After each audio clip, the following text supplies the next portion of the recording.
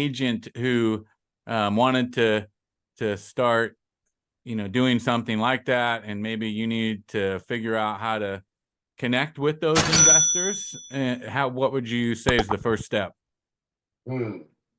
Well, there's a lot of investment homes out there on the market, and if you kind of start looking at making contact, a lot of investors or investors in that will market their own homes.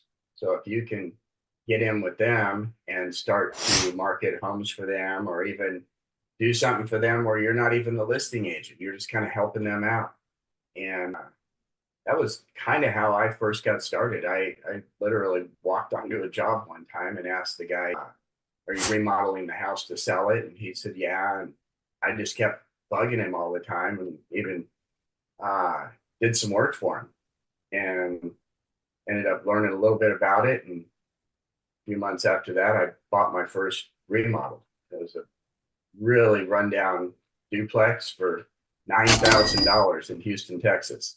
That sucker is worth 900,000 now. Just kidding. So one last thing I think that I found interesting, I heard the other day, and it kind of goes with what you've described in your process of like lessons learned along the way.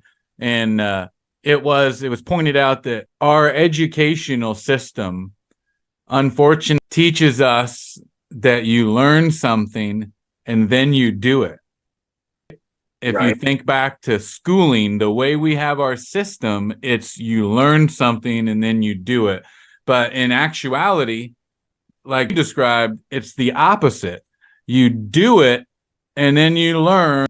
Exactly. And so the argument there is that people have been misled to expect that I'm going to learn and then be able to just do. And when either if that's the case, then you spend all your time learning because you never feel like I'm not hitting that jump shot every single time yet. Let me go learn a little bit more. Missing the point that you just need to take a bunch of jump shots and make adjustments and learn along the way.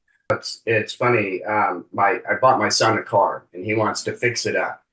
And he bought a part for his car, and it came, and we went out in the garage, and I started taking parts off of his car, and we ended up putting this part on. It's a rear diffuser, so we had to remove the whole back bumper of this Toyota Corolla.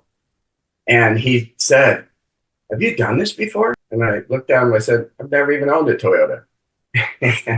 And we took his car apart and we put it back together, and it turned out great. And that's how I've always been. If you look at most successful people, how far they went in school, and that'll kind of paint the picture.